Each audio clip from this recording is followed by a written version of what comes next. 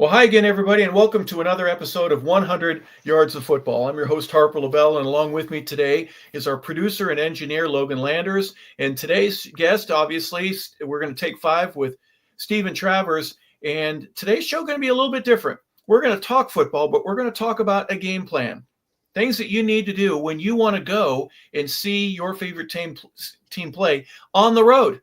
Going to a home game is easy. How about the travel? How about getting tickets? What about making sure you got the right place to stay? There's nobody who's more experienced in that than our co-host today, Steven Travers. And Steven, it's something that you just did. I mean, you basically are still probably suffering from jet lag for the game that you went to this past weekend. Tell everybody a little bit about what you did and how you planned this. Well, first of all, I just want to thank you again for having me on and indulging my travel plans, because I wasn't able to be on last week because of that, because I was on the road. But what I did was, actually, it goes back to earlier in the spring, and I said to my daughter, you want to go to a Green Bay Packers game? And because she's a Green Bay Packers fan. And so that was the idea. And I started looking into, because she lives in Fairhaven, Vermont. And I was looking into flying out of the Fairhaven, Vermont area to Green Bay. And then I quickly discovered that a Green Bay Packers game creates an entirely different economy in Green Bay, whether it's airline tickets, cost of game, cost of hotel, cost of everything.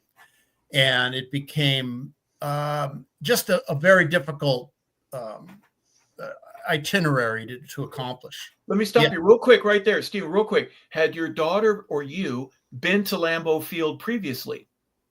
No, neither of us have been to Lambeau, and I did want that experience, and I would still like that experience. Sure. But my daughter then suggested the Buffalo Bills. Certainly would be a similar kind of experience. It would be their first NFL game, obviously not my first. But this would make it easier for us in that we could drive to it. And so we wouldn't have to worry about three different people, which is my daughter, my son-in-law, and myself, flying and dealing with airports, because there's not an airport near where we are in Fairhaven. The nearest, there is one, but then you have to fly a small plane, probably to Boston, and you're going backwards. So it was easier to just drive to Albany if you're going to take a plane. So in this case, so we get back to the planning, which you were asking about. You go on the internet. I believe I went on StubHub, and last year I had gone to SeatGeek for USC Notre Dame tickets, and I wasn't very happy with SeatGeek. First of all, I made a mistake in the course of shopping for the tickets and ended up initially buying tickets for the Stanford Notre Dame game in Palo Alto last year. And SeatGeek refused to accept that I had made an honest mistake, and they would not refund me.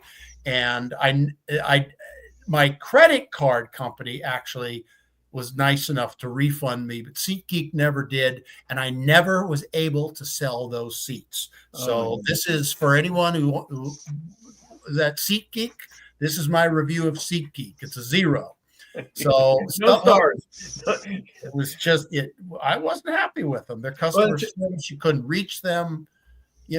So I mean, that was my experience. Well, in terms of the process itself, you got this game plan. You've talked to your daughter. Her husband wants to go. You've made the plans. Everybody's in check. And now, what is the first step for you? Getting tickets to the ball game?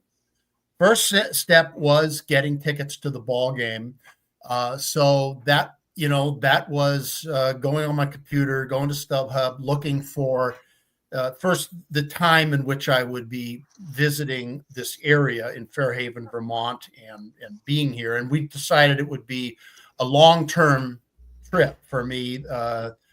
They basically shut down the operations at the Haven Guest House for me, so we could travel, which was fantastic of them, and I was really so appreciative of it.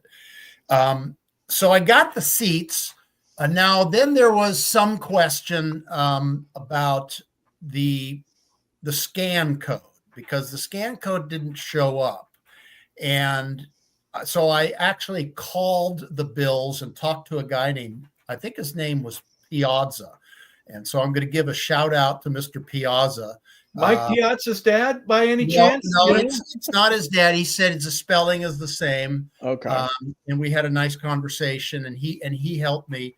And he said that the seats, probably because of the kind of phone I was using, would be it wouldn't be a scan code. It would be a Bluetooth. So it looked different. So that assured me that I could still get in. So then, of course, where I was staying at the Fairhaven at the Haven Guest House with my daughter and son-in-law. But the plan was to drive about a 5.5-hour drive from Vermont to Buffalo. About a day before, I start seeing reports about lake effect weather in the area, but it doesn't look too bad, and it looks like it's mostly pushing towards Pennsylvania. So we get in the car, we drive. There's absolutely no issues on the road. It's cold, but it's not snowing. It's not raining. We pull into Buffalo. We get a nice hotel pretty much in downtown Buffalo. And a good friend of mine happens to live there. And so he came and picked us up, and he took us to, I think it was the original Buffalo Wild Wings restaurant, if I'm not mistaken, that is there in Buffalo. We had a really nice meal and a couple of beers. And then he was kind enough to drive us to Orchard Park. Now, again, leaving the restaurant, there's absolutely no weather issue whatsoever. There's no snow. It was dry. It was about 25 degrees. We're bundled up. I've got, 2 pairs of thick socks, everything you could want. The one mistake I have made, however, is I'm wearing cowboy boots, and I should be wearing snowshoes. I don't even own snowshoes. I used to. I've lived in cold weather, and whatever happened to those snowshoes, I don't know. I don't still have them, so I didn't have them. But let me put you on pause for a second. Hold on just a second, because we've got a little bit of order that we can obviously go in and out of. But let in this game plan, you called your daughter. You made sure, because that's who you're going to be with. Now, for the guys that are hooking up with their buddies, you probably have to have a 3-way or 4-way call, a conference Zoom call. All right, here's what the plan is. You finally got the idea of what game you want to go to, and the first thing for you was to get the tickets. Hold with me right there. Logan, have you gone on, is it SeatGeek? Because I know we're not going there anymore. No, I think SeatGeek. I have not been on SeatGeek.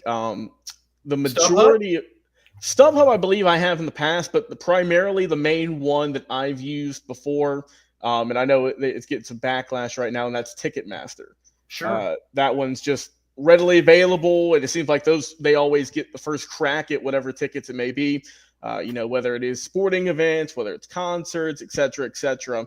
But the thing, too, that you have to realize, whenever you are buying really any kind of tickets, it could be for sporting events, it could be for whatever, is there's always those hidden fees, guys. There's always those hidden fees for paying for, the stadium to have you in it. Oh, here's an extra $10. Here's some other upcharge we have to give you. So tickets, might be, let's just say $100, but by the time you check out, it's around $130.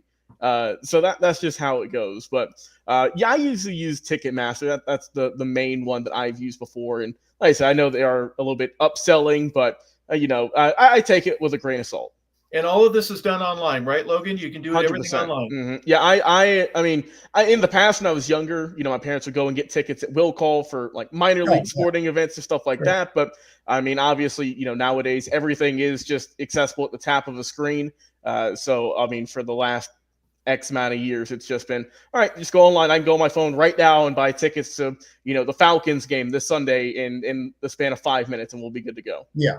Hey, Steven, for guys like us that are old enough with a few gray hairs, do you remember ever when you were a kid having to send a check via the U.S. mail to the facility? And you had to get your tickets. You had to wait. How on earth did they do that back in the day? Where the first concert I saw Ted Nugent at the Long Beach Arena, and I bought 2 tickets for $8, so I had to send a check for $16 to the Long Beach Arena. And about a week later, I got my 2 tickets in the mail. We've come a long way, baby, haven't we? Oh, absolutely. I've written many a check for tickets. I can remember, in fact, I can remember, looking at the let's say the Dodgers and the Angels schedule at the beginning of the season and saying, okay, here is about 10 Dodger games that I think I want to go to. And here's about 5 or 6 Angel games I want to go to.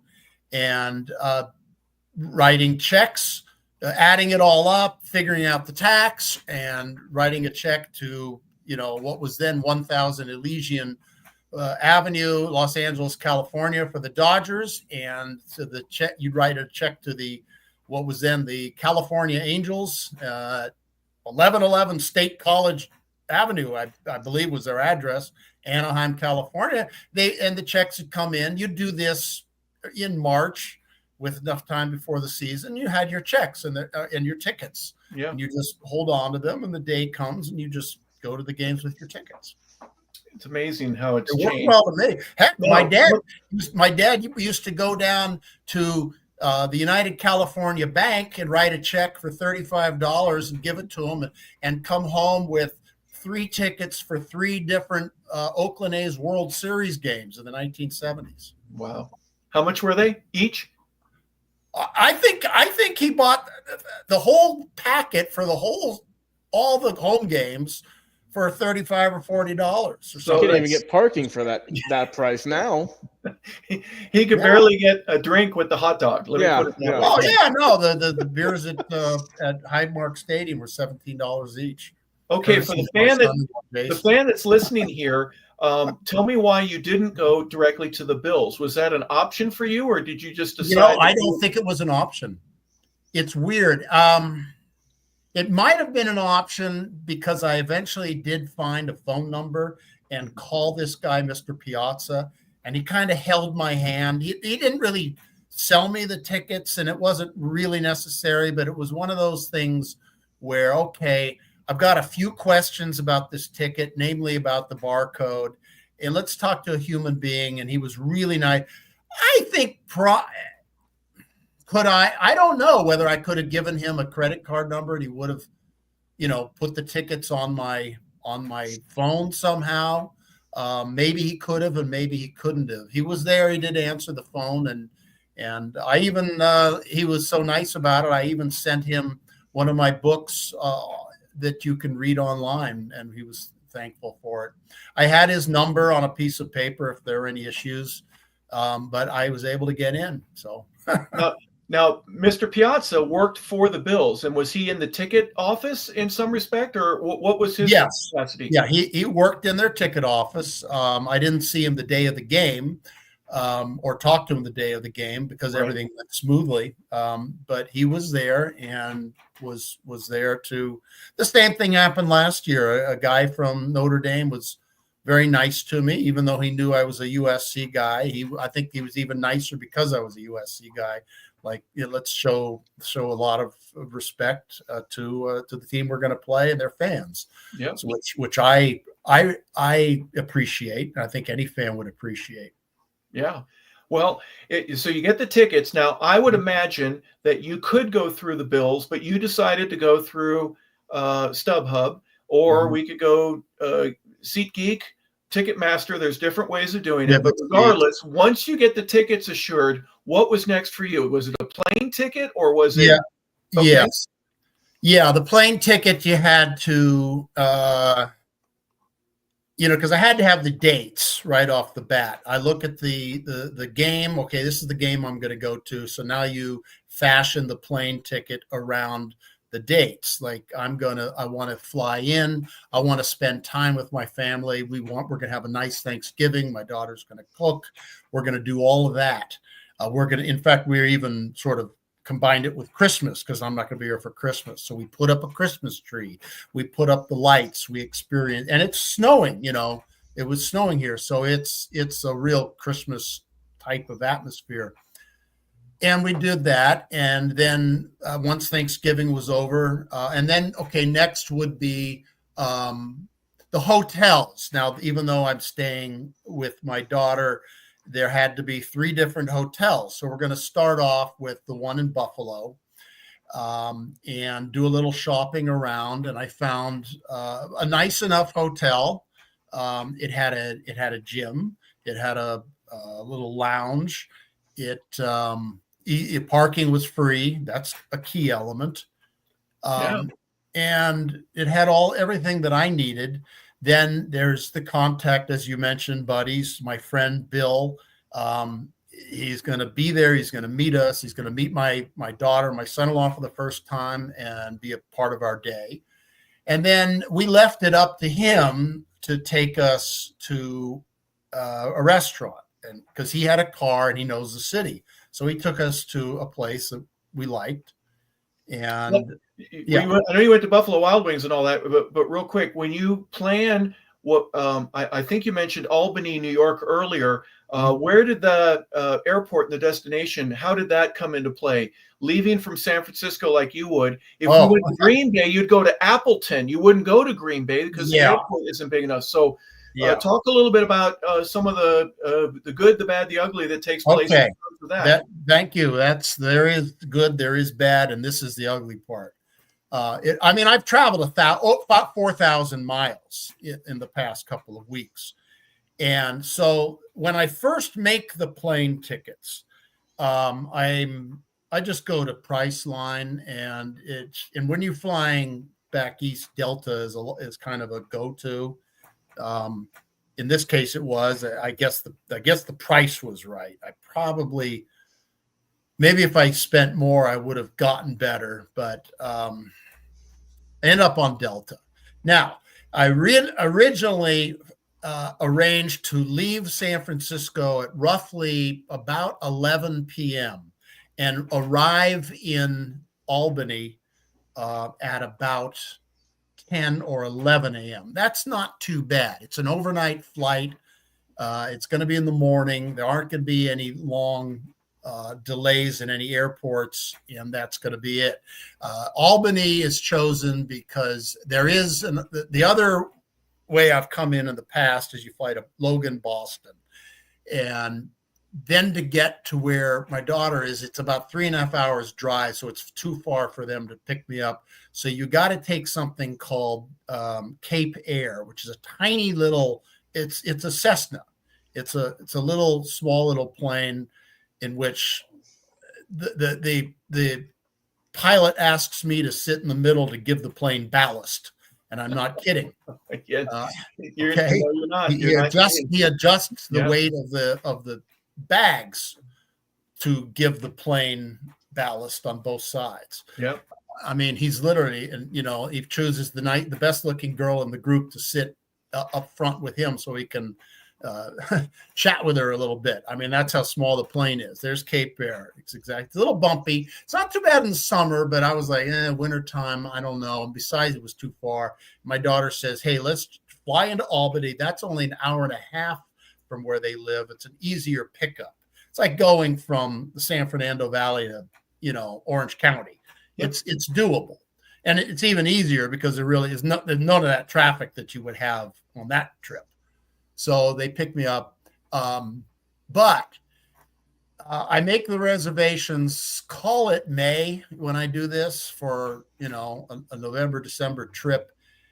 And then I start getting emails from Delta. You have a new itinerary. Well, next thing you know, instead of leaving at 11 p.m. and arriving, say, at 10 a.m., I'm leaving at 5 p.m. and arriving the next day at 1 p.m. Oh, boy. And now instead of maybe, I think, to Salt Lake to, I can't remember what the first one was, but now it's San Francisco to Salt Lake, couple hours in Salt Lake, pick up Delta to Atlanta, sleep on a bench overnight in Atlanta, where they didn't really seem to have heating. And then my 10 o'clock flight, it's pushed to about 11. So instead of coming in at, say, 12:56, I'm coming in at about 2. And I was wiped out, by the time I finally got picked up and then taken back to Fairhaven. So I did pay to get aisle seats, which was good, because I'm 6'6", so I really need those aisle seats. So my suggestion, I think, probably would be maybe pay more. I don't really know if, because I, skimped on the price a little bit, that set me up for an itinerary change that was not good. I'm not sure, but that was a tough beat, that trip, because it was 25 hours without sleep, almost 24 hours travel time. Certainly from door to door, it just about was. Well, my laughing was with you, Steven, not at you, because I think everybody in one way, shape, or form will say, bless your heart, which in the South means it sucks being you, because we've gone through the same thing. Everybody's had something like that. And it's a bless your heart moment. So you go from, instead, there's no straight flight from your home destination, which in this case is San Francisco, and a direct flight to Albany, unless you went to New York or Boston or one of these other airports that you had already mentioned. So you end up going with a layover, and unfortunately that didn't turn out to be the best of things. Yeah, I mean, I don't know what time I arrived. Let's call it 2 a.m. and then try to get some sleep, which you really can't. Was there an Albany to wherever in Vermont you're, and that's where Cape Air comes into play, right? No, there was, the Cape Air was out this time because Albany was instead of Cape Air. So I was, my daughter and son-in-law just drove an hour and a half to get me, which they were able to do pretty easily. Okay. There's no traffic between Albany and Fairhaven, Vermont. Like I say, an hour and a half in Los Angeles is a completely different ball of wax. Right. Let's say you're driving from the San Fernando Valley to John Wayne Airport. I mean, you know what that is. But that was not the situation here.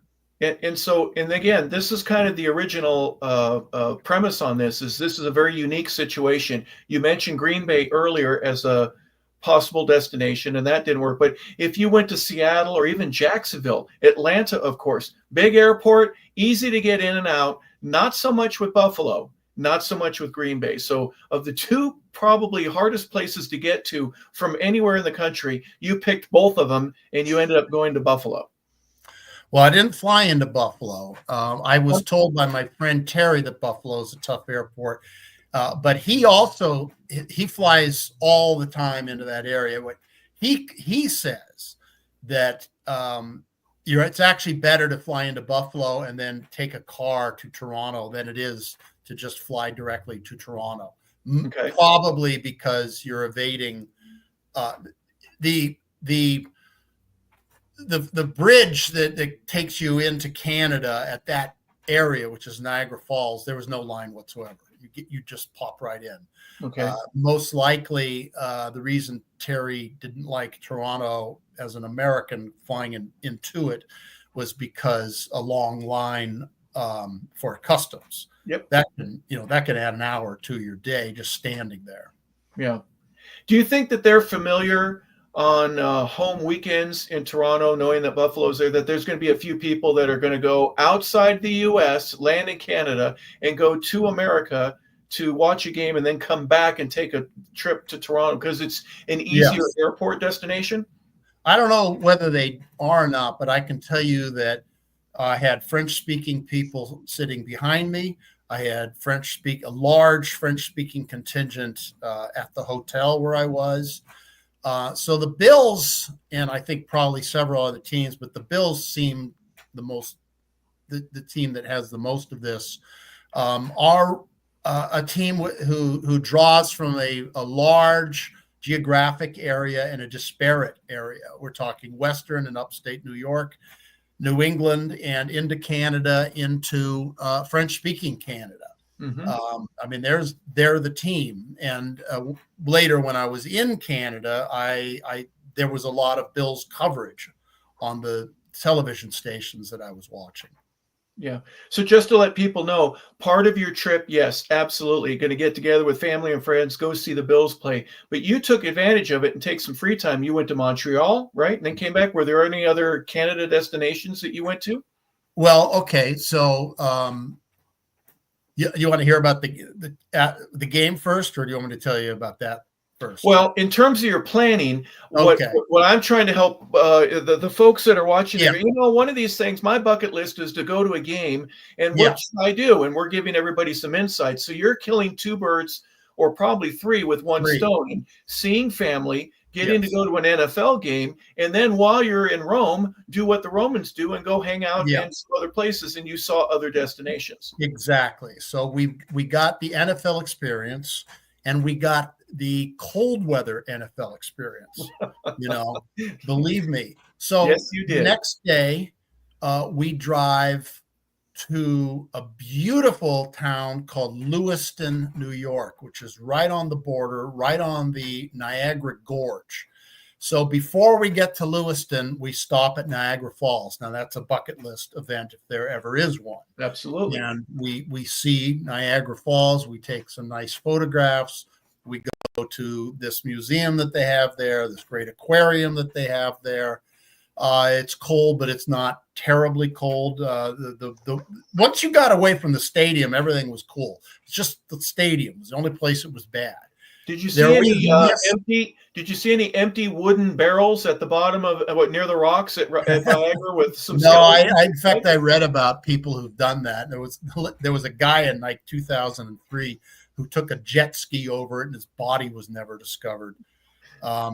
It's quite a sight. There's a lot of. I had a raincoat. You really need it because there's mist everywhere. The ground is wet all the time. Did you go in a boat like what Logan has? No, I don't think that was available because I saw the boat down in its port, and maybe it was operating later. I don't know. Maybe that time of year they don't do it, but I didn't do the boat. But I did see the falls, which were spectacular, and the rushing river that extends into the falls. So then we went to Lewiston, stayed in this fabulous hotel that my daughter actually found. Good price. It was like $135 a night, free parking. And it had a nice restaurant across the street, literally on the Erie River, which is it's a gorge. I mean, it's a wonder of nature, that has been made by millions of years of glaciers melting and creating it, which is, I mean, when you're at Niagara Falls, you're on the edge of North America. You really are experiencing Mother Nature. And so this whole river that extends up toward, or I guess it's actually coming down from Lake Ontario, it consists of a series of locks and canals that make it possible to connect the waterways between the Ontario and the Erie Lakes. And you're seeing all of this as you're driving. And then also, just the hotel was there. Had a wonderful dinner, had a great time. And so the next day we wake up and we drive across the border. And there was no line whatsoever. We showed them the passports, told them where we were going. This time, now we stop at Lake Ontario, halfway between Niagara and Toronto, and meet another friend of mine who is a former pitcher, who's the pride of Canada. He played for the Canadian Olympic team in the 1984 Olympic Games, and was a teammate of mine back in the day. Great pitcher, great guy. He met my daughter and son-in-law for the first time. I hadn't seen them in 20 years, more than that, 30 years, really. So that was really terrific. You're on Lake Ontario. The drive is Ontario is not the most beautiful province in Canada. There's not a lot other than the lake. The lake is beautiful, but it's flat. There aren't much in the way of trees, and I'm not a big fan of the architecture of Canadian buildings. They're boxy, and they like to have windows that sort of extend out of the buildings that sort of look like a chest of drawers with all the drawers out. So anyway, but we drive through Toronto, and then we make our way to Montreal. So that's another bucket list place to see. Get in there late, have some dinner. It's the next day, it's snowing, and it's a real winter carnival experience in Montreal. It's a real Christmas type of city. We went downtown. There's a nice hotel too. They had a gym. They had, I think we had to pay to park there, but it was nicely located. And the next day there was a downtown. We went to this beautiful Notre Dame Basilica of Montreal, which is really up there with the Church of Notre Dame in Paris, which I have seen. And this place had just been refurbished in a wonderful refurbishing, not unlike what they've just done in Paris, because that church had a fire about 5 years ago. Mm-hmm.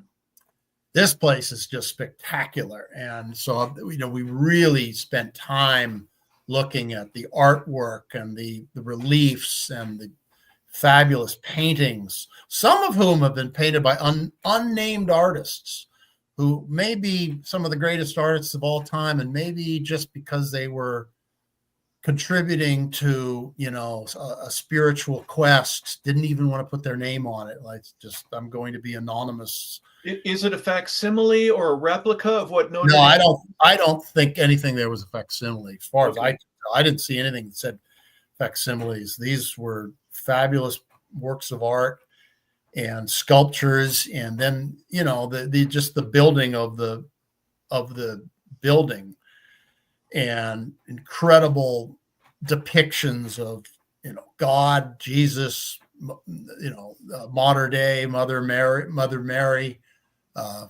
Joseph, and then flanked by statues of Moses and Aaron, then John the Baptist, and then the four main disciples, Matthew, Mark, Luke, and John.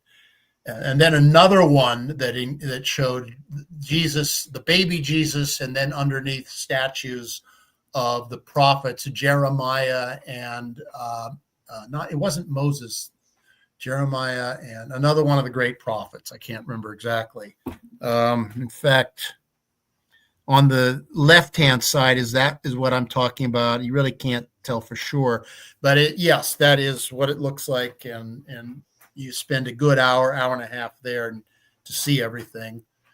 And, it was a great day in Montreal. The snow's coming down, and people really dress stylishly there because, you need to, and with scarves and nice coats, and found a nice place to get something to eat. Had just a blast with my family. It couldn't have been better. Now, was Montreal well populated? Because they call them snowbirds, everybody that leaves and goes and lives in Florida, in the eastern part of Florida, for the next 3 or 4 months until springtime, and then they go back up to Canada, where there are a lot of locals that said, I'm not leaving this year. I'm going to hang out and stay in Montreal. I really don't know if I got a gist on that. There were plenty of people and plenty of civilian traffic. The driving there was not bad, although Montreal, just like most of Europe, sometimes driving is like bumper cars. People, I don't know whether it's just Europeans, and Mexicans and Cubans, I don't know, seem to drive like there really aren't any rules of the road.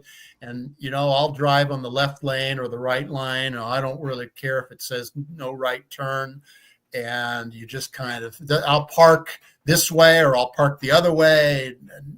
In that respect, it's not really like most American cities where it's more ordered, shall we say. But we survived it. And cab drivers near airports all across the country probably would fit into that mold of, hey, there are no rules here. I got to get my passenger to where we need to go.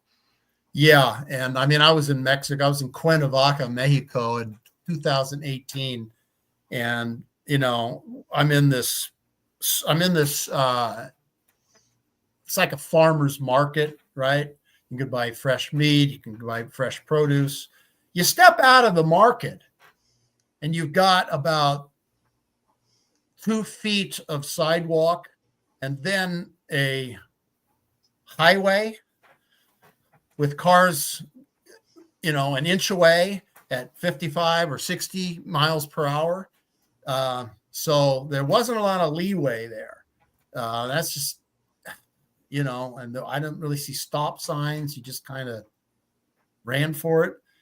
So, but Montreal wasn't quite like that, but it was different, So then we drive back. It's only about 3 hours to get back.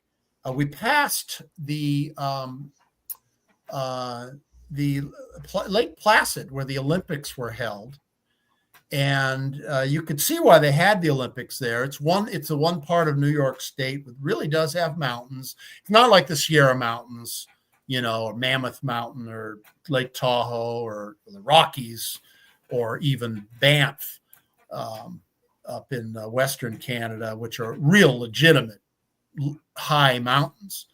But it is cold, there's snow, and there's enough of a mountain to have a ski run, and there's a lake. And so we passed that, so I can say that I've been to Lake Placid, and and so all things considered, when you consider that I'm flying from San Francisco to Salt Lake to Atlanta to Albany and then driving to Vermont, that's probably closer to 4,000 miles, even though, because it's probably 3,000 miles to Atlanta. And then let's add another, 1,000 from Atlanta to Albany, New York, 800 to 900 miles. I don't know what it is. It's not close. And then you've got driving from Vermont, literally around Lake Ontario, which I think is the largest of all the Great Lakes. That's 5.5 hours one way. The second day was only about an hour drive. And then another 7 hours or so from Niagara to Montreal, then 3 hours from Montreal to Vermont. So you're completely encircling the Lake Ontario. So that's got to be 1,000 miles. So it's about a 4,000 mile trip between car and plane. So the planning of this for you, just to sum up in short, is you're putting together a game plan of how to get there. When you're traveling, you think, well, what else can I do while I'm there? And everybody that goes to a road game might want to take advantage like you did. They may not have as much time. If you're only doing this in a weekend, you may not be able to go to Toronto or to Montreal, but at least you want to maximize what you got. Now, your time limitations were few and far between. Yes, you had certain places you need to go, but you had over a week that you were there. Is that correct? Yeah, and that's courtesy of my family that was willing to take a week out of their busy schedule running a business to spend time with Dad. And I'm even looking at buying property here. I talked to the family that owns a house next to my daughter and son-in-law, and to be honest, with the price is right. I'm not going to tell you what it is, but the price is right, and it's like a heaven sent opportunity. You're never going to. I mean, in 2 years, it's going to be twice what it is. So it's almost crazy not to buy it. So. It's a commitment, but I think I'm going to do it and make myself a resident of Vermont, call it 5 months of the year, call it the summer months. My parents did the same thing. They lived in Lake Tahoe in the summer months and into the fall. And then, it's just a nice way to live out your, your golden years. Yeah. Well, aside from lots and lots of traveling, but at least you have a plan to do that, and you're close to family. Obviously, that's the most important thing. Well, and the other thing is you guys are in Atlanta, and I have a lot of people on the East Coast who are friends of mine. So I've got Bill Lee. He can go to Red Sox games with me. He can go to Montreal with me. I can go to New York. I've got friends in New York. I can go down to Atlanta, and we can do the show live. I've got one of my best friends, Keith Donovan. You would love him to be on the show. He's an Alabama football historian and Bear Bryant historian and biographer. I'll introduce you to him. My good friend Mike lives in Jacksonville, Florida.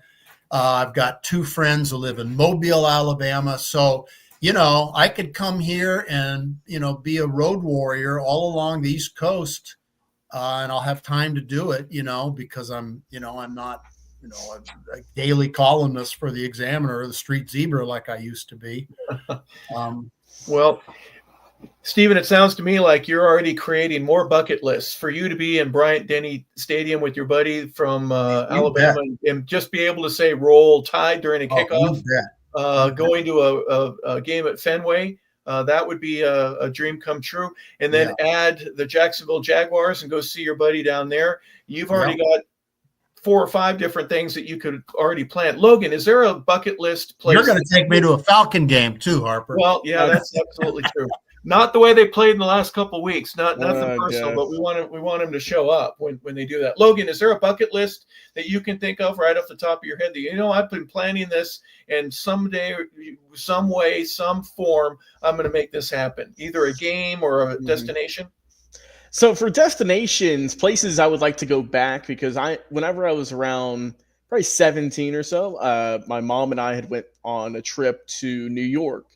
We went to Cooperstown to go visit, of course, the Baseball Hall of Fame. And as someone who, watching baseball growing up, that was always a goal to just go and say, hey, I went to go and look at all the history that's been there. And, in the last 10 years, I'm sure they've added even more. But I'd love to go back there. We'll go to Vegas as well. I went to Vegas as well. We did a trip where we went to Vegas for, I believe, 3 days. Then we also went out to Los Angeles for a few days as well. My first trip out west, just to see, all the nice, all the great sun out there and everything. Just looking at all the glitz and glamour for the first time coming from Georgia. So I like to go back there, but some historical, just sporting events, just venues. I think you guys brought up early, Notre Dame would be really neat going out there, seeing Touchdown Jesus with Vincent and whatnot. That'd be pretty neat. But that would be a really good one. I went to Wrigley Field probably about 8 or so years ago. I went there, and that was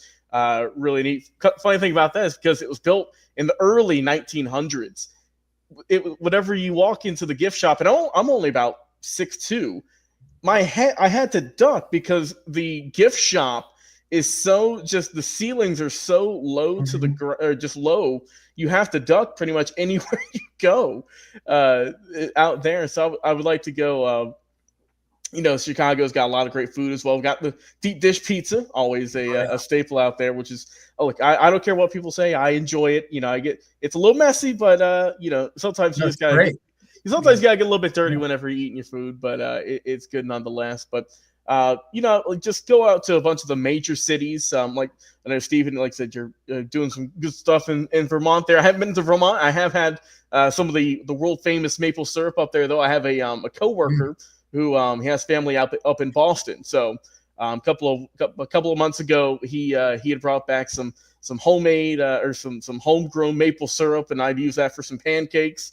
And that was just delicious. But we mentioned Lambeau. I've not been to Lambeau Field. That's one of the meccas for NFL football, I think. And I think for a newer one is, I mentioned I went to Vegas earlier, but it was before the Raiders had moved in, and everyone just rants and raves about Allegiant and just how nice it is. Obviously, state of the art. So I think that, I would like to get a mix of the older stadiums like Lambeau, but also see what the new one looks like in terms of at Allegiant there, just to, look at the stark contrast between what it was like back then and then the just stunning work that, Mark Davis has done with them out there in Vegas. So a lot of different, and you didn't mention going to Buffalo in December. That's that, so we're gonna hold on that. Yeah, I will put a hold on that one. I might go to Buffalo in some of the warmer months, but I don't have any will to head out there in freezing temperatures. Now I can deal with some cold weather, but I don't want to deal with blizzards and anything along those lines. That's not for me personally. Well, Steven got to experience the blizzard. Let me just say this. It was like the Charlie Brown Christmas tree, where it just rains on Charlie Brown, that one little area around Orchard Park, and they got 2 feet of. Look at that. This is a picture right that Steven sent us, letting us know how it is. So just to remind our folks, Steven Travers went to the Buffalo San Francisco 49er game. He planned it for months. And the reason he went in December was because he wanted to see his Niners play, and he wanted to be close to family. So, Steven, bring us up to date. You've been to Buffalo's Wild Wing, the original, and then what was it like seeing Orchard Park, the stadium there? I still call it it's not Richfield anymore. I didn't even know it was Highmark Stadium. Highmark, yes. And driving close to where you can see the lights, and is it an eye-dropping moment or not eye-drop, mouth opening moment where you go, wow, I'm really here. This is so cool. What was it like for you as you went? Yes, but let me I will say this, and you're going to find this hard to believe, and you're Southern Californian as am I, more or less. It was cold and it was windy and it was snowy. But in 1984, I went to a USC Notre Dame game at the Los Angeles Memorial Coliseum in a driving rainstorm. And I can tell you that was far more miserable than what I experienced at Highmark Stadium. Rain is worse than snow. I went to that game. I had a leather jacket, and that was about it. And my ex-wife even texted my daughter to remind me about that game. Because she and my friend and my friend's wife, they left that game after about the first quarter, just went to the 502 club and waited it out there. My friend and I stayed in the Coliseum, and Terry kept saying, oh, the Trojans they're gonna rally. They're gonna rally. We got to stick it out. They never rallied. They were badly beaten, and we were soaked completely. And it was not like that at this stadium. Now, we do approach the stadium. Like I say, we're driving there. My friend is driving. No snow whatsoever.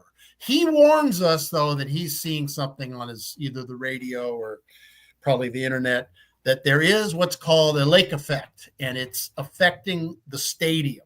It's like only the stadium, as far as I can see. Maybe west of the stadium. I don't know. But yes, we get there and we're still not in snow as we see the lights. And now we're approaching the stadium where we see the lights. And this is where we start to see snow, and we start to see fans trudging through snow. And you know what that's like. It's pretty soon it's not snow. It's just wet grime. And we're approaching. And so finally, my friend can't really drive any closer. He can't get us any closer.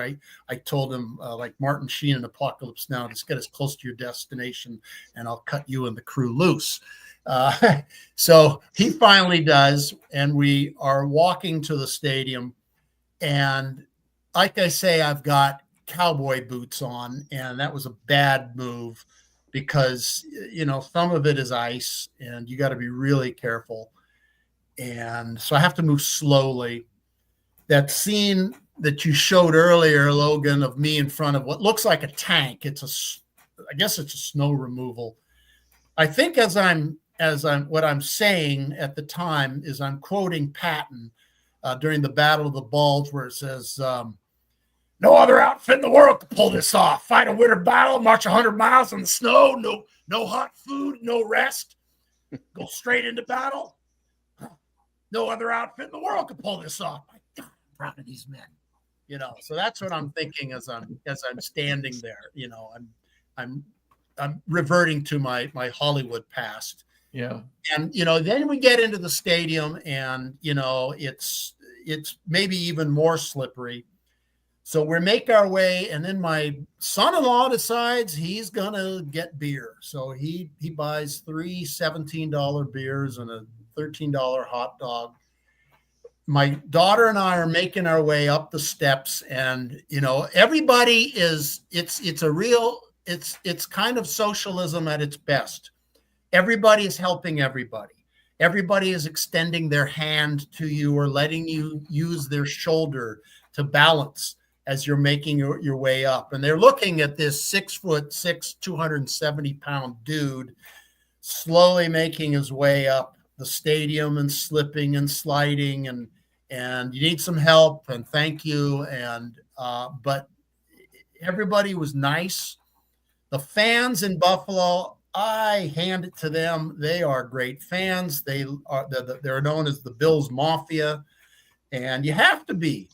And there were a lot of women at the game. It wasn't just men. And these are women who have to survive these elements and smile while they're doing it, because this is not a place to complain. Nobody's complaining. You're there.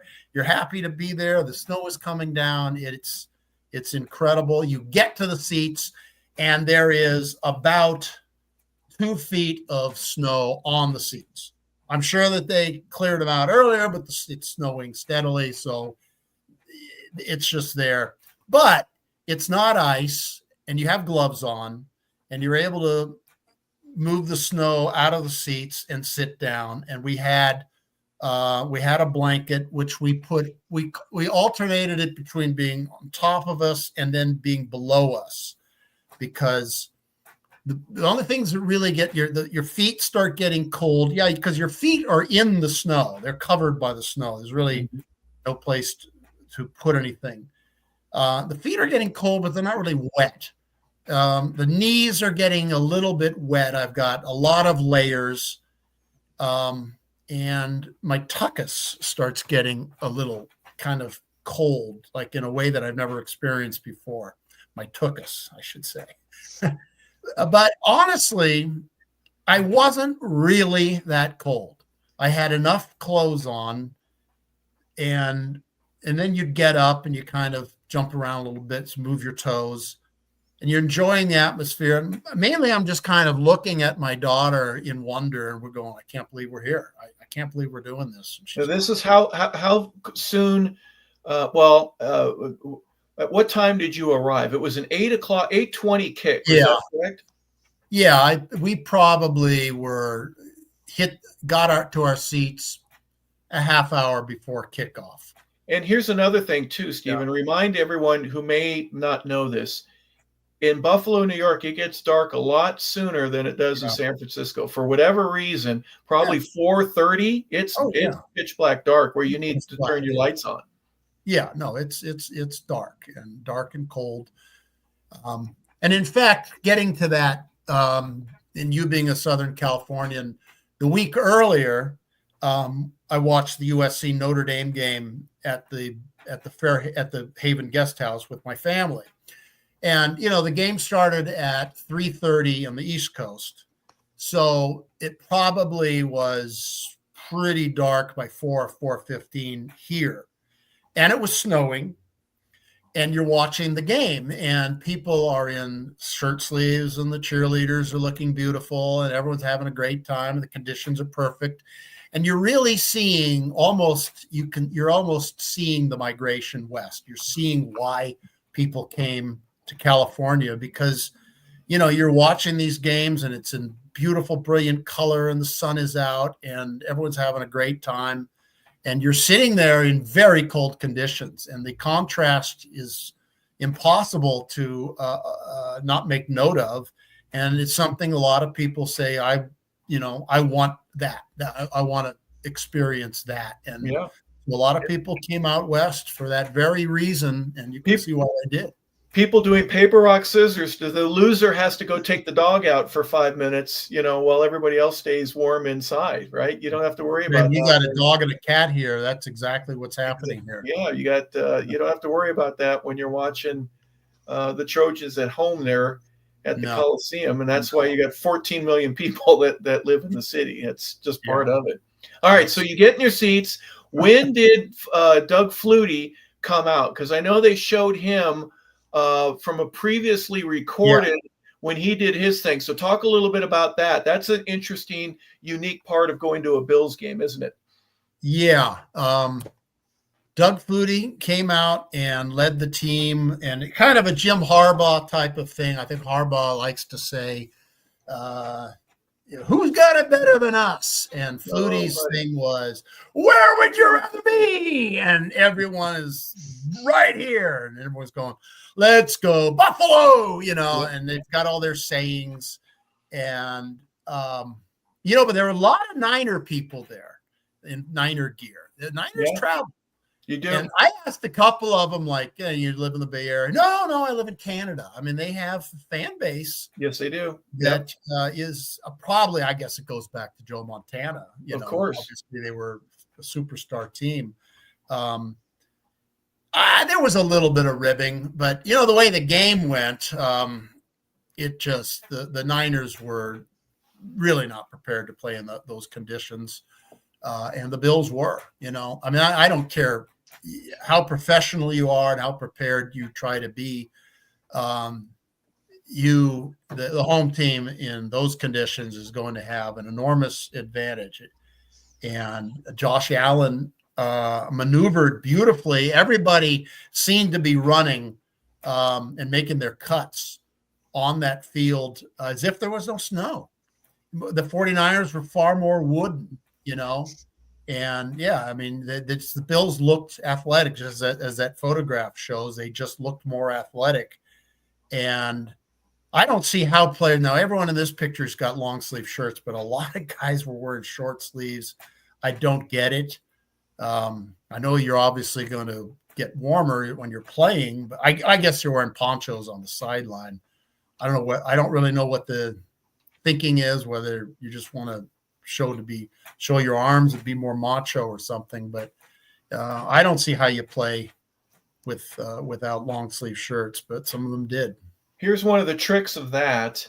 The snow, it's actually warmer because the cloud cover insulates and keeps the heat in a little bit better than if there weren't any clouds. So you were actually in a warmer situation. And number was that 7 there is sleeveless. So you're going to wear 1 or 2 tops where you cut the sleeves off and keep your chest warm, but it is all about that.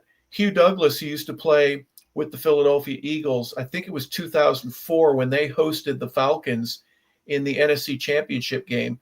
Hugh walks out of the clubhouse to go to early outs, and he's with Brian Dawkins, and he was looking over, and there were a couple of Falcon players that had long sleeves, and they were like I am, they were visibly cold. And Hugh said, "We got this." Yeah. He knew before the game. He knew before warmups. He knew we were going to win because we knew that our opponent was cold and that we weren't. And then you get guys like this, if you're in Green Bay now, there's in the lower middle. There's a 49. There's a couple of Niners in either white or red gear. You are right, Steven. They travel about as good as anybody. Washington used to travel well. The Steelers travel well, but when you got 4 or 5 Lombardi trophies, you're going to have fans that you wouldn't normally have. So whether you're in Canada and you're coming down to see your favorite team play, lots of other folks had the same idea in mind. Did you wear a jersey? No, I didn't wear a jersey. Even if I had, it would have been completely covered by other clothes. I couldn't believe there was a couple teenage kids in front of us who were wearing a jersey, and I don't know what they had underneath it, regular pants and tennis shoes. I was like, they did leave early, but yeah. But you are right about snow, and it does reflect. Like I've gone skiing a number of times, especially if the sun is out. It does warm up off the snow. In fact, I've even gotten sunburns from the snow. I've actually hurt my eyes because I've skied, in very bright reflective snow. So that is true. Like I said, it was, it was not icy snow. If it was icy and it was really wet, that would have been one thing, but it would just flaked off of you. You just flaked it off and removed it from the seats. And I mean, we were not uncomfortable. We were having a good time and enjoying the action. I didn't have a rooting interest in the game. I was perfectly happy to see Buffalo, win that game. In fact, I may even be a Buffalo fan now, especially if I'm going to move out here and we're going to maybe see some more Bills games. My team was the Raiders, and they're just like the A's. They've abandoned me. My teams have abandoned me. I've got people lobbying. You need to be a Red Sox fan now. You need to be a Bills fan. I haven't left them. They left me. So I don't know what to tell you. But I mean, the Bills, and I explained the whole Bill history to, my family, and, they're an original team. They were owned by Ralph Wilson. Wilson propped up the AFL by buying a share of the Oakland Raiders because they were ready to go under and go bankrupt their first couple of years until they got Al Davis, and then they became a winner and started drawing fans. And so their quarterback, and then I explained their quarterback was the great Jack Kemp. Yep. And Kemp won a couple. I think he won a couple of AFL titles with the Bills. Yep. Then they got O.J. Simpson. And obviously, and his great years were at what was then Rich Stadium, but it's Highmark. And there's not a lot to the stadium. I mean, it's not much more. It's not as there's more bells and whistles at the LA Coliseum. I can tell you right now. But I explained about how Kemp was so popular in Buffalo that he ran for Congress and then made a name for himself on the House Banking Committee, I think it was, and was even ran for president, was a vice presidential candidate with Dole in 96. Yep. I explained the great players. It included Bruce Smith, Jim Kelly, Thurman Thomas, some really great players that played for the Buffalo Bills. They are a really top-notch organization in the history of the American and National Football Leagues. And of course, you have the great disappointment of the four teams that lose to the Giants, the Redskins, and twice to the Cowboys in the early 90s. So there is a little bit of a rooting interest. My friend Jared Goff, of course, is with the Lions. I'd love to see him win a Super Bowl. He was with the Rams and when they lost to Tom Brady. So I'd love to see some redemption for him. But I would not be an unhappy person if the Buffalo Bills won. These fans deserve it. These fans are loyal. They put up with stuff that fans in Los Angeles, let's face it, would not put up with, and probably would not put up with in Atlanta. And they are happy to be there, and they're just, God bless them. Hey, so my trivia question to you, while you're explaining some of the better things about Buffalo, is: do you prefer the standing legs just straight Buffalo Bill helmet that they had back when OJ and Kemp were playing? Or do you remember when they went to the first year where the Buffalo was actually moving, they went with red helmets and they put that goofy stripe in it? I go with the older style. I go with the older style of Kemp and OJ. That's just me being, that age. I'm reading the sporting news like it's the Bible. I'm picking up every snippet of, that's why I'm such a nutcase now. I'm sitting here talking to you and know all this stuff. Yeah. Because in my youth, I played Stratomatic baseball and announced the games and typed up game stories. Crazy stuff that you almost look at a kid like me and go, what's wrong with this kid? But I loved it. And then, then that the love of sports became a love of history and just knowledge in general. And I've just, so I love reading, and I'm a big fan of war buff, for lack of a better term, World War II, but really all wars, the Revolutionary War of 1812, Civil War, the War of the 7 Years. I got into a big kick on the War of the 7 Year Succession, Joan of Arc, all these different events, the Peloponnesian Wars, they're all precursors of history. And yeah, there's a nice Buffalo Bills helmet. But I loved that whole OJ look back in the day, because he was my guy. And when he went to the Bills, it was quite an argument who was better, OJ or Jim Brown, who was the better all time. This is really before Walter Payton, before Latainian Tomlinson, and some of the later great running backs. And a lot of those records, like Eric Dickerson's record, those are 16-game records. And OJ and Jim Brown played in 12 and 14-game seasons. Yep. So you're gaining 2,000 yards playing in the conditions that we're talking about for, like a guy from Southern California doing that. It was a spectacular performance. And so they have had some really wonderful players. And Lou Saban, what a coach he was. I mean, if you ever want to see something great, you can go on YouTube. Yeah. It's called Full Color Football, a history of the American Football League. Came out around 2009. It might be the best documentary I've ever seen. All about the AFL and the 60s. And how it entwined itself with the space race and all these things. Yeah. Well, Lou, and then you throw in, okay, so this picture here is later in OJ's career.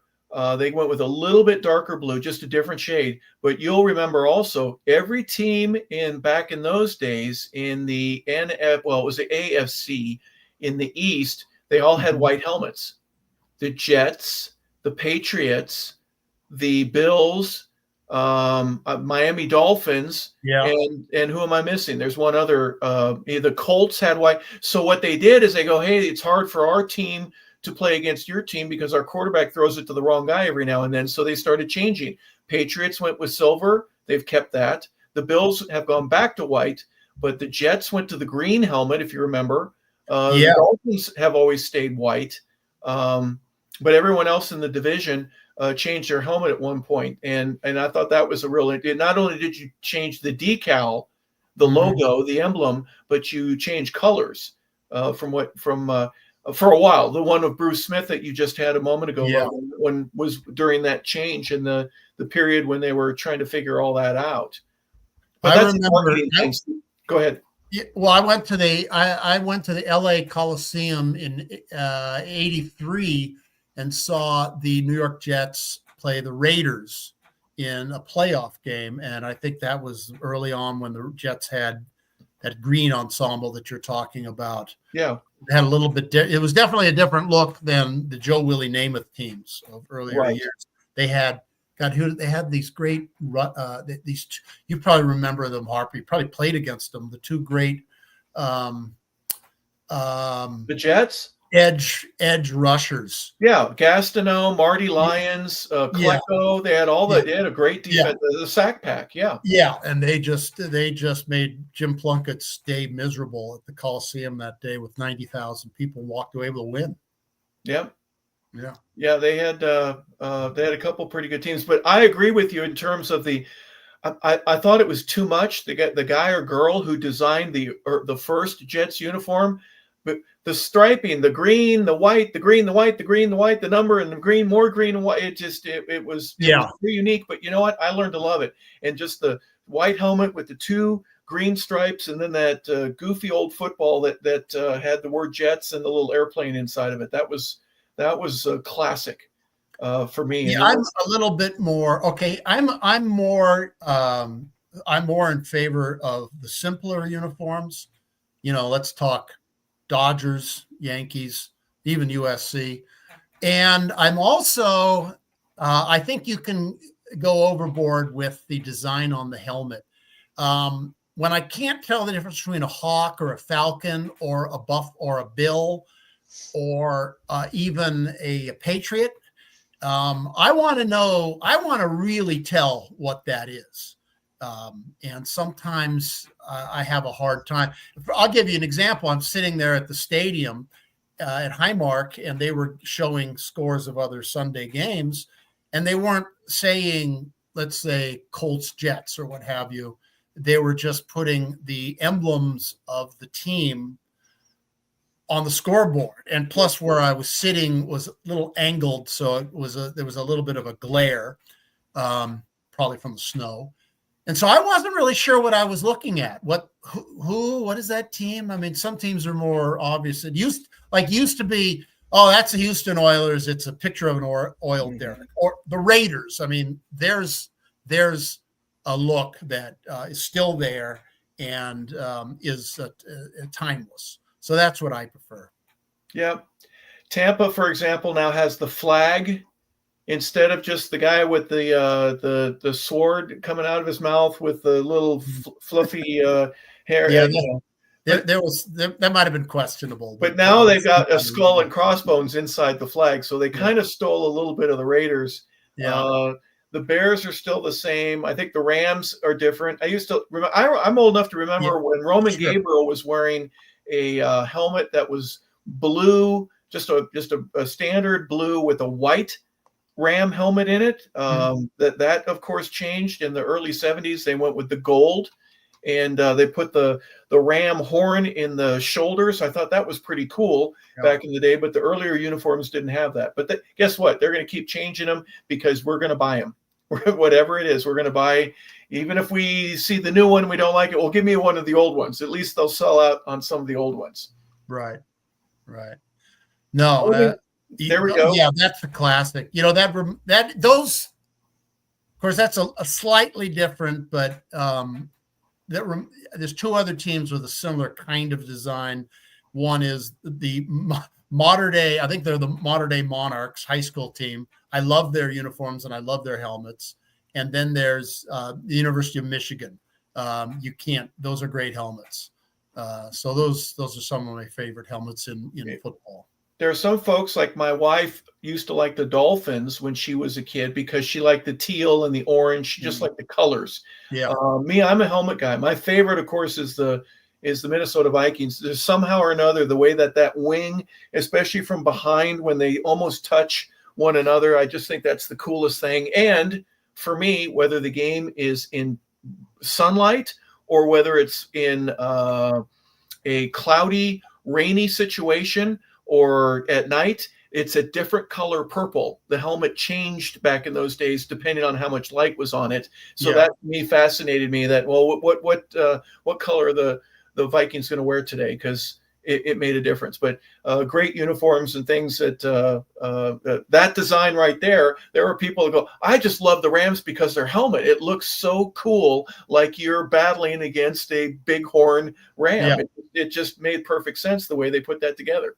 Yeah, no, I love those uniforms. And, you know, that era, that was George Allen was their coach. And, you know, they were a lot of fun, but they would, you know, that was, speaking of weather, you know, they would go back to, they'd start the season like a ball of fire and head into the playoffs, and they're going to win. It's great. But next thing you know, they're playing at Bloomington Stadium and it's 7 degrees and the winds are blowing in off of the Great Lakes and from Canada, and they lose in the weather. You know, that is tough weather to play in.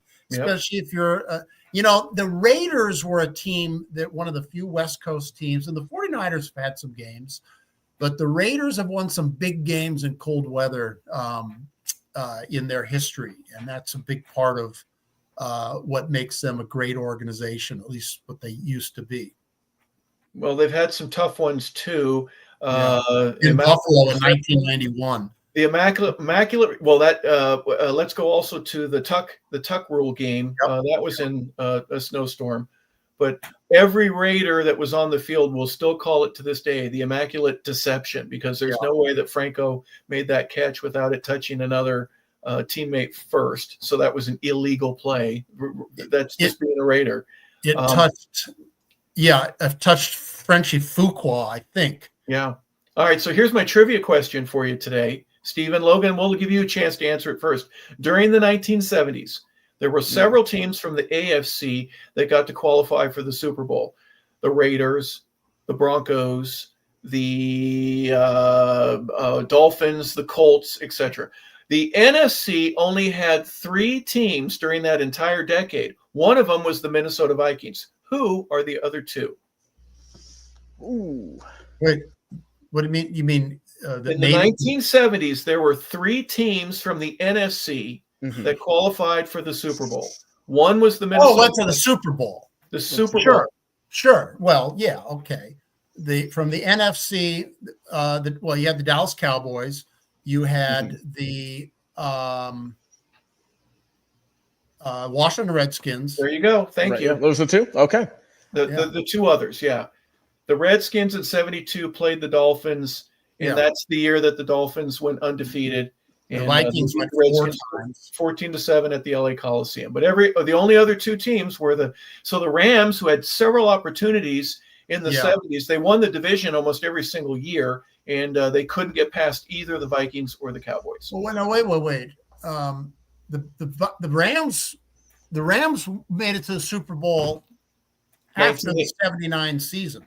But it was 1980 Super Bowl. That's why I'm saying during the 70s. All right. That's always a deception. Not a trick question, but it is a very specifically asked question. Yeah. All right, Logan. Wait. Yeah. Okay. Even if holding to that, well, you still have the Minnesota Vikings are in the 1970 Super Bowl, having won the 1969 NFC title. And this game was played in New Orleans, and there was a great moment before that game in which they came up with this bright idea of having,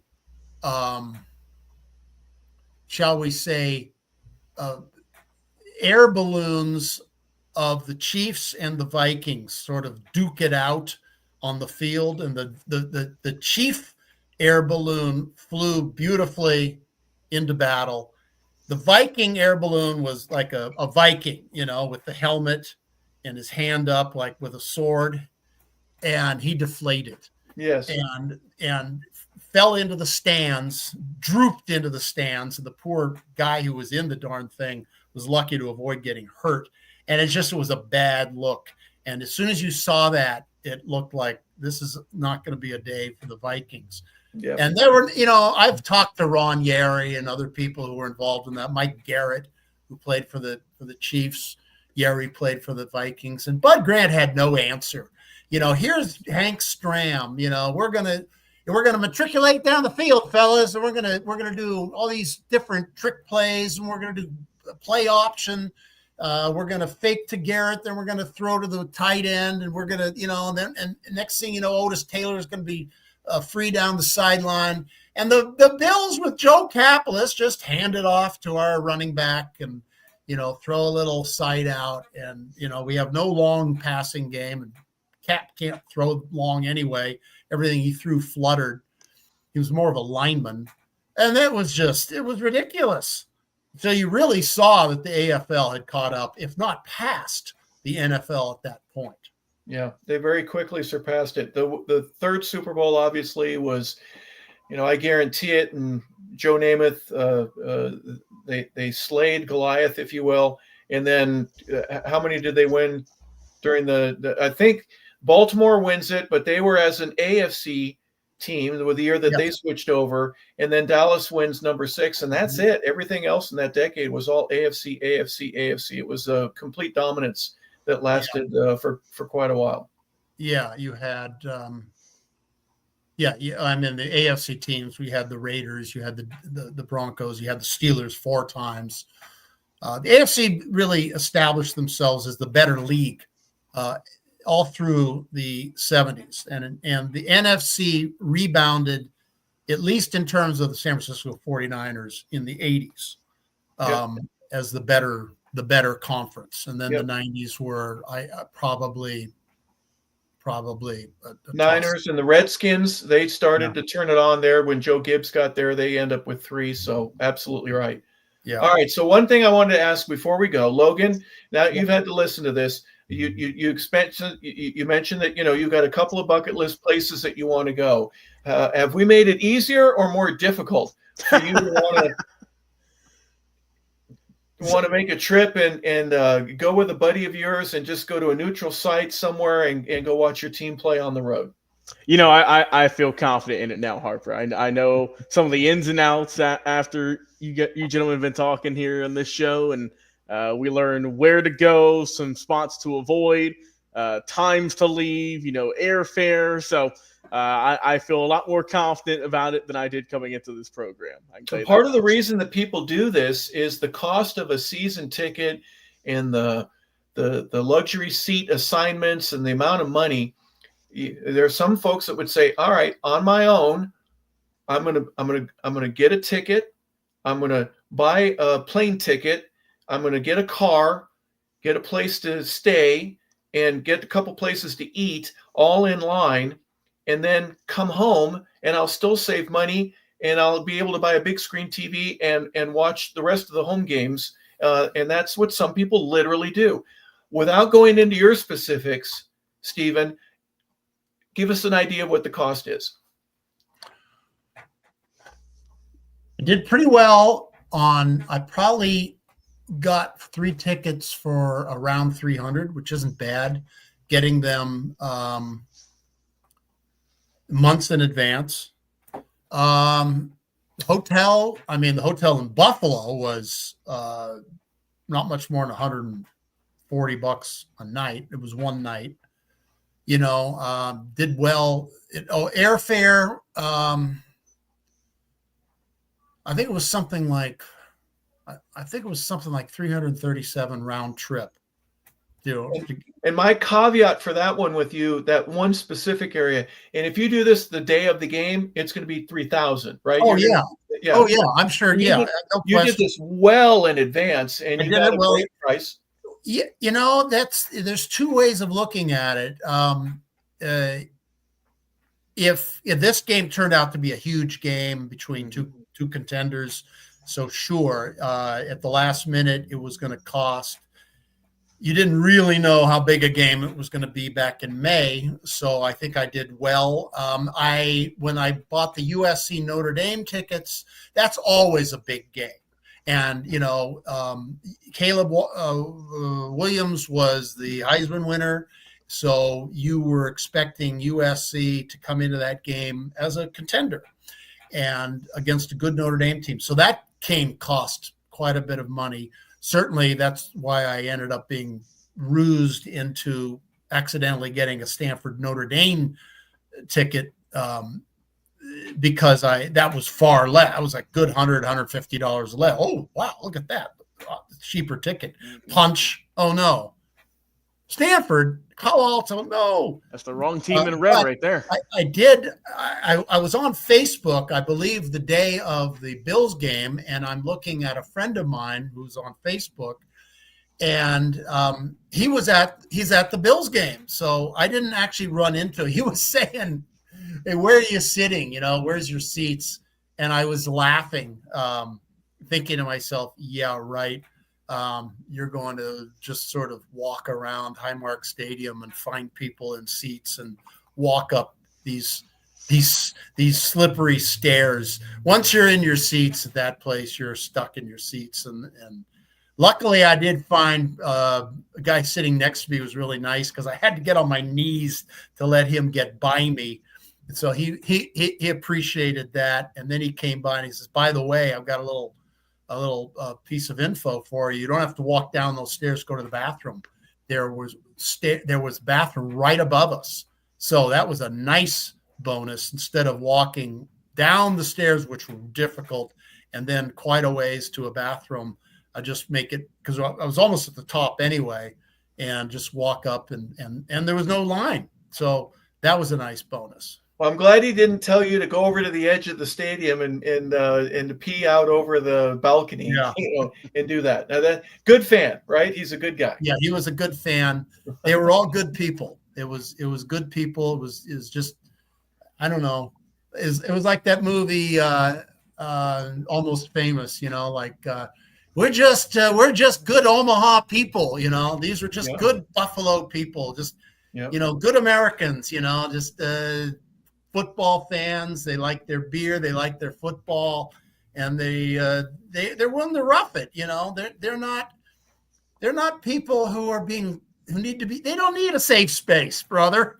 You don't need a safe space in Buffalo. No, you're gonna swing through it and swing for the fences under any conditions, and that's what I loved about it. So that was great. To sum this up, about $100 for a ticket, about $300 for your airplane, give or take 2 nights would be about $400, maybe a little bit less depending on where you stay. You got gas, in my case, it was gas. I was going to say to rent a car, about $200 for depending on how many days. We didn't have to rent. We had a car. So okay. And then another $100 for food for 2 days. Oh, well. 100 per meal? No, north of that, Okay. Well, wow. Our family can, my daughter and my son-in-law and I can drink a little beer, and but we like our chicken, our wild wings, we like our pizza, we like our sides. So I think it was $300 for 3 people in Buffalo. Okay. All right. But I was, it was well worth it. Well, yeah, you're going to eat again now. It was probably a little less if you could get some oatmeal and some dry toast for breakfast at the hotel. So they had really good. No, they didn't. They had the full entree, eggs and bacon and sausage and waffles and good maple syrup and coffee and from Vermont. I hope they have Vermont maple syrup. Well, if you want, I'm in Vermont. My daughter has this locally made Vermont syrup to die for, and Bill Lee makes baseball bats out of the local maple trees, and these are the ball just flies off these things. It's funny that a pitcher would make a bat that makes it easier to hit, but he does. Well, send one down here. I got a 14-year-old that would love to swim it. All right, so I went from about 1,000, 1,100 in that ballpark. Now you're telling me it's closer to 15 if I've got to take you out to eat a couple of times, right? It might be. Honestly, I've got the receipt somewhere. I'll total it up when I get back. I don't care. I was on vacation. I was with my family. That's the best. That's what life is all about. And I'm so happy that they could experience this with me. They've heard all the stories. They've heard all the baseball and sports stories, and they're really amazed, really, sometimes. I'll just, sometimes I'll just throw in there, I know Gavin Newsom quite well. Is there anybody you don't know? I know Gavin. He went to my high school. I used to hang out at the bar he owned, and I used to, he used to buy me drinks, and, between him and Barry Bonds and Mark McGuire, Jose Canseco, and I guess I'm kind of a Forrest Gump character. Yeah, well, parting thoughts, Logan. Are you in or are you out in terms of, someday I think I'm going to do it maybe a little bit better than what Steven did, because he had a couple things with, SeatGeek. He had some problems in Ontario. It's too flat. He didn't like Ontario. And please don't be a bad driver in an area where he is. But nonetheless, are you in or are you out for going to a game sometime in the near future? I'm pushing my chips in, Harper. I'm all in. Good for you. Love it. All right. And Steven, would you do it again? Yeah. Absolutely. Yeah, I'll do it again. I might do it the opposite way and start in Canada, in Montreal, and head backwards. I could. I'd be willing to go to a Montreal Alouettes game in the Canadian Football League. No. Go to the Forum and go watch them play the Flyers, the Boston Bruins, or maybe the Kings if they're in town. Go watch. Well, I was given a couple of my friends who grew up in the Rochester area, Buffalo area, gave me some rules to live by. One was that go to a bar in Toronto and ask a Leafs fan if they're ever going to beat the Bruins. That was one. Well, and I had a couple other ones, and then my friend, his brother was the captain of the Montreal Canadiens at one point. I said, "Well, what if is that going to get me anywhere?" He said, "Maybe a half price Molson." So we'll see. Well, talk to the fans. You want to rip a bitter wound open? It would be the '93 Leafs, who had the fantastic team, and they lose to the Kings, and Gretzky beats them in Game 7. They're in Toronto in one of the best games he ever played, and that still, they are a passionate fan, by the way. Oh my gosh. The way that they gather for whether it be the Leafs or you mentioned the Bruins football club. No, the Buffalo Sabres. But no, the even the Raptors. They were. The Blue Jays. When the Blue Jays game, it was a never-ending game. It was on when I got there, and then they kept replaying the game against Indiana the whole next day. And there's an English broadcast and a French broadcast of the Raptors. Yeah. So they won the NBA title just a couple of years ago. Yeah. So obviously there's a lot of enthusiasm for them. Yeah, good sports players. Yeah. I'm about to say, they just announced a WNBA team as well. They just announced they're going to start up, I believe, in 26. The Toronto Tempo is their name. So nice. A new league out there. Yeah, it's growing. Awesome. Yeah, they are a good sports town. I was thinking, are they the Alouettes or the Argos? I couldn't remember which one. They're the Argonauts, obviously. So I messed up there. Yeah. But, anyways, well, Steven, thank you so much for being a part of the show again today and giving your step-by-step encounter of the trip that you took. You started about a week ago. You wanted to see your 49ers on the road getting to play against the Buffalo Bills in Buffalo in December. Logan and I are still going to talk about why you would pick that particular time. But guess what? The schedule is what it is. And they were there in late December, and you got to be a part of that. That is so cool. And thank you for going over the game plan, obviously, the tickets, the travel, your car, your lodging, your maple syrup, everything involved, being all in and enjoying the game as well.